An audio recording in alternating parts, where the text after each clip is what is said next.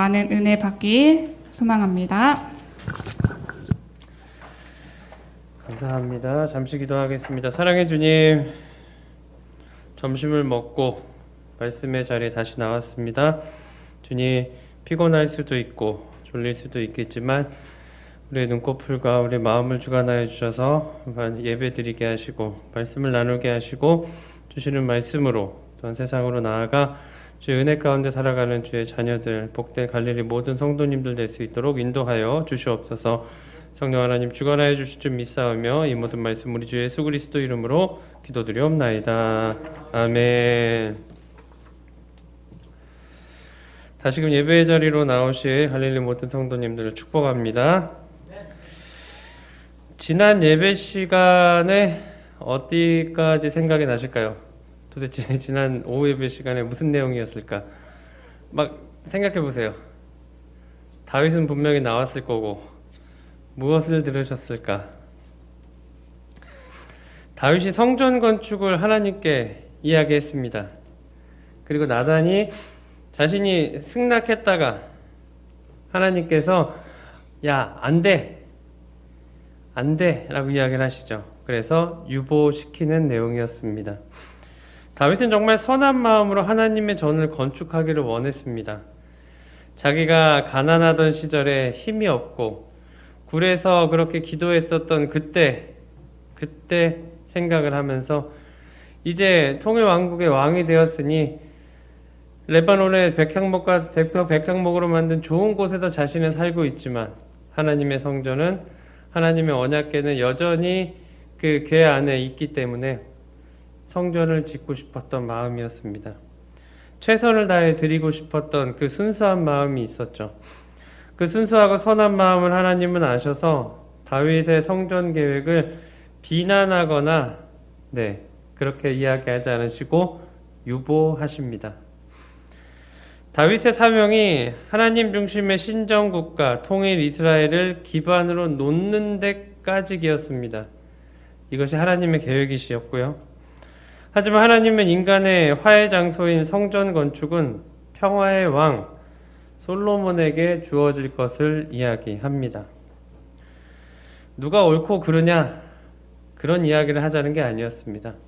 성전은 이 안에 평화가 깃들어야 되고 하나님과의 관계가 있어야 되는데 아무리 다윗일지라도 그 손에 너무나 많은 피가 묻었기 때문에 성전의 철학과 다윗의 인생은 함께 갈 수는 없었던 것입니다.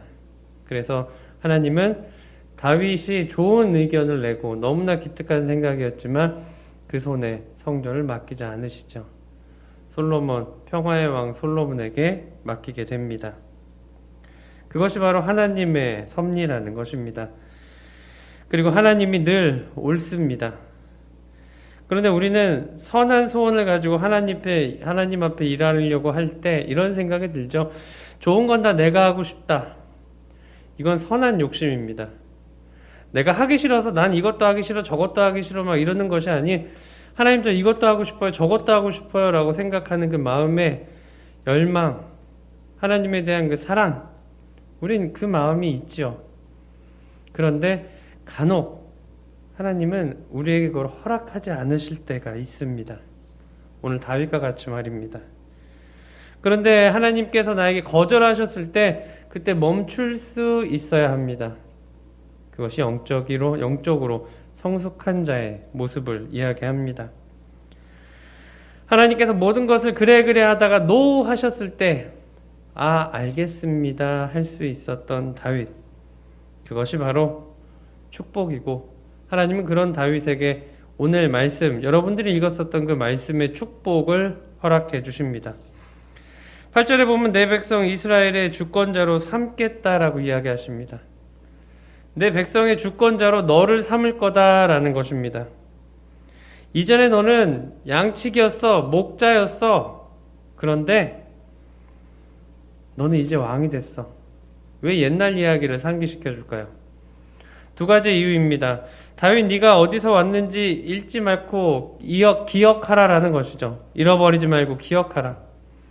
너희는 낮고 낮은 목동이었어. 그런데 내가 너를 선택해서 지금의 자리에 올려놓은 거다. 그렇기 때문에 겸손해야 돼 라는 것입니다. 그리고 두 번째, 반대로 생각을 해보면 됩니다. 내가 너를 그 자리에서 왕의 자리까지 올려놨어. 그렇다면 너 기죽지 마. 내가 너를 그 자리에 올려놨기 때문에 너는 절대 기죽을 필요가 없어. 왕가의 혈통, 귀족의 가문, 아니. 내가 너를 그 자리에 올렸기 때문에 너는 나를 신뢰하면 돼. 이런 의미가 있었던 것입니다. 목동이었던 너를 왕으로 세웠기 때문에 나 하나님 앞에서 너의 건의와 너를 대적할 건의는 세상에 아무것도 없음을 이야기해주고 있습니다. 함부로 너를 비난할 자도 없어 라는 것을 알려주고 있는 거죠. 솔직히 다윗도 두려움이 왜 없었겠습니까?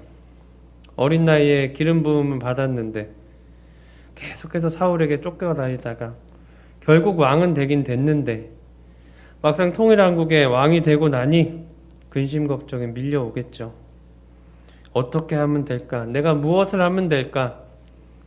평생 왕을 준비하기 위해 공부한 것이 아니었습니다. 다윗은 그렇게 쫓겨다니면서 살았죠.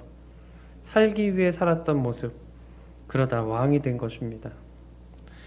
두려운 마음, 떨리는 마음, 하지만 그 앞에 하나님이 오늘 이야기를 해주십니다. 걱정하지 말라, 두려워하지 말라.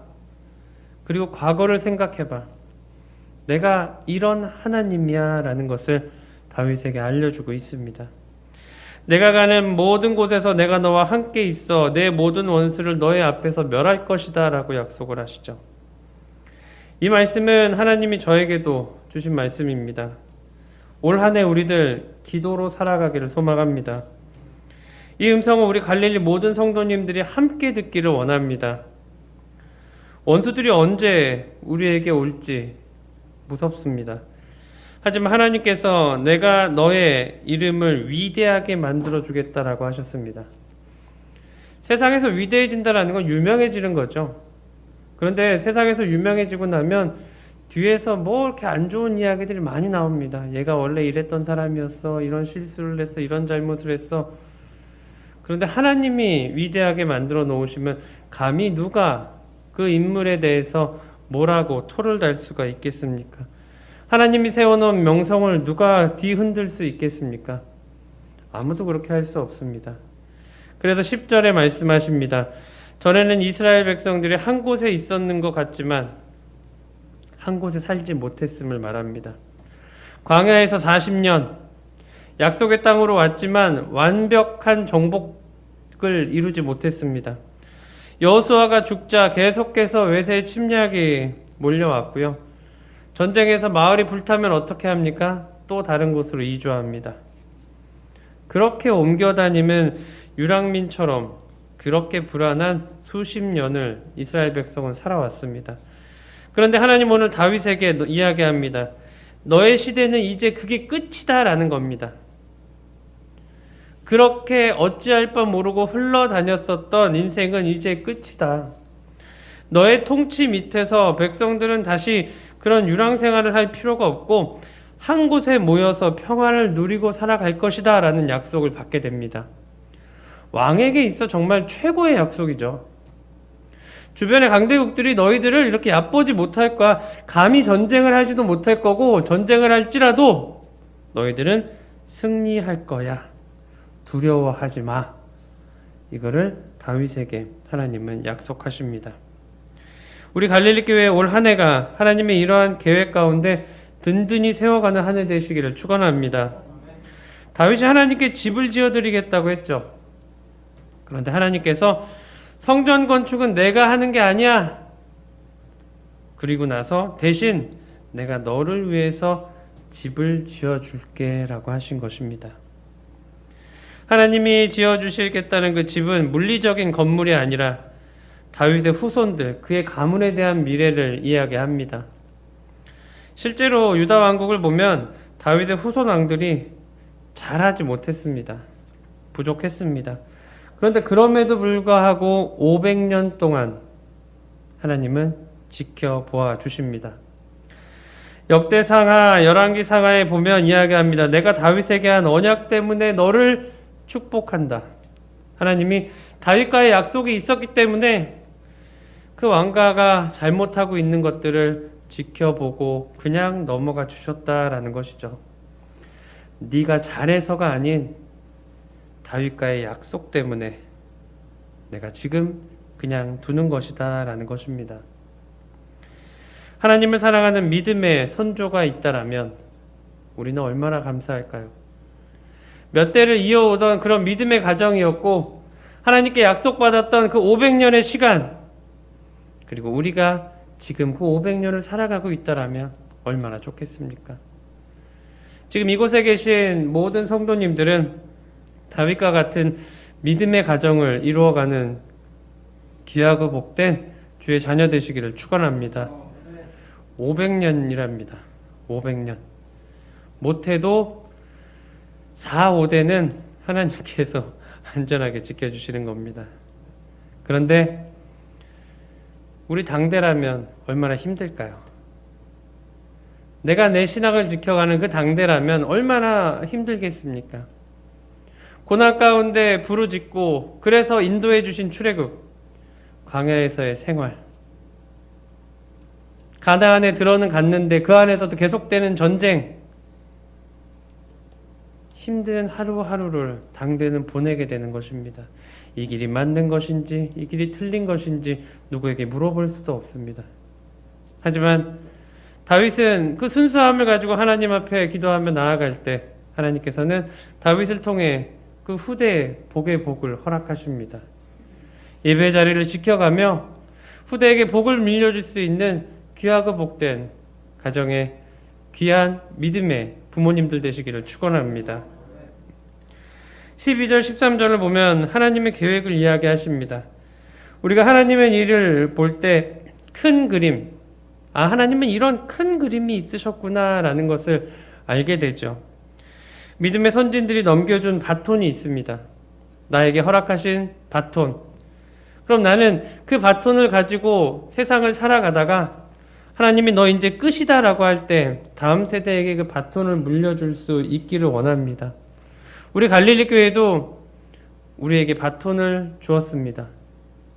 우리가 그 바톤을 가지고 신앙생활 하다가 주님이 우리를 부르실 때 우리는 부끄러운 손으로 바톤을 넘겨주지 않기를 소망합니다. 그들에게 줄 때 이제 수고하셨습니다.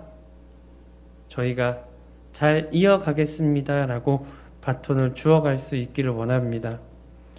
우리가 예배를 드리고 기도하며 전도할 때 지금 당장은 미약합니다. 하지만 큰 부흥의 열매가 우리 안에 열리길 소망합니다. 큰 시각으로 하나님의 이루심을 보기를 원합니다. 성전 건축을 위한 다윗의 기도는 응답되지 않았습니다. 그러나 다른 값으로 응답해 주셨습니다. 다윗의 가문은 하나님으로부터 큰 축복을 받은 가문입니다. 우리 모두가 하나님한테 거절당하면 다윗처럼 거절당하기를 소원합니다.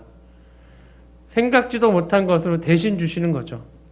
그래, 너가 나에게 하는 기도, 그거는 내가 받지는 못하겠는데 그 대신 내가 너에게 더 많은 것으로 주겠다 라고 하는 이 거절, 얼마나 좋은 거절입니까? 우리가 생각지도 못한 하늘의 축복을 부어주시는 것, 오늘 다윗에게, 이스라엘에게 주시는 축복이 우리 교회와 모든 성도님들에게 있기를 축원합니다. 하지만 하나님께서는 다윗 자손의 미래에 대해서 무조건 다 좋은 이야기만 하는 것이 아닙니다. 지금 14절에서 15절을 보시면 다윗의 자손들에게, 그의 가족들에게 범죄하면 안 된다라는 회초리, 징계의 이야기를 하십니다.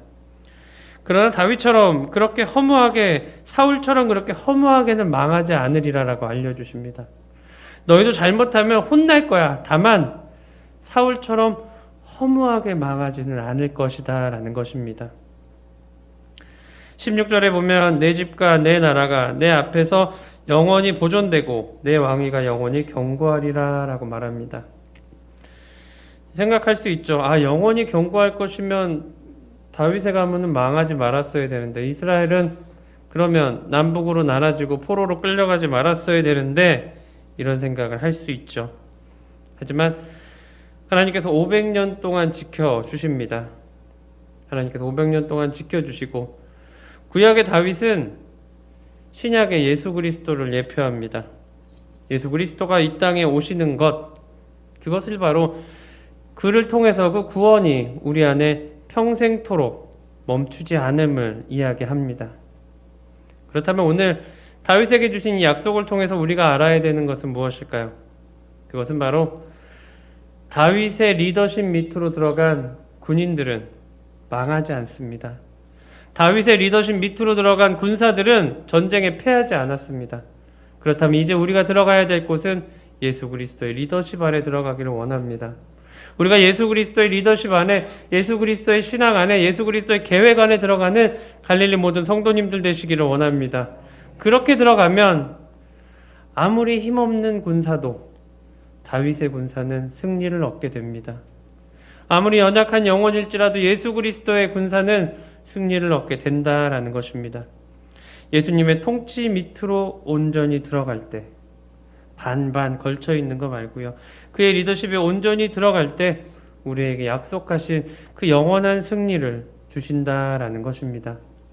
올 한 해 우리 그렇게 살아가기를 소망합니다. 다윗에게 허락하셨던 약속이 있습니다. 내 집을 지어주고 내 가정을 지켜줄 것이고 온전케 해주신다는 약속. 올 한 해 우리에게 주시는 약속은 기도 가운데 우리를 주목해 주신다라는 약속입니다.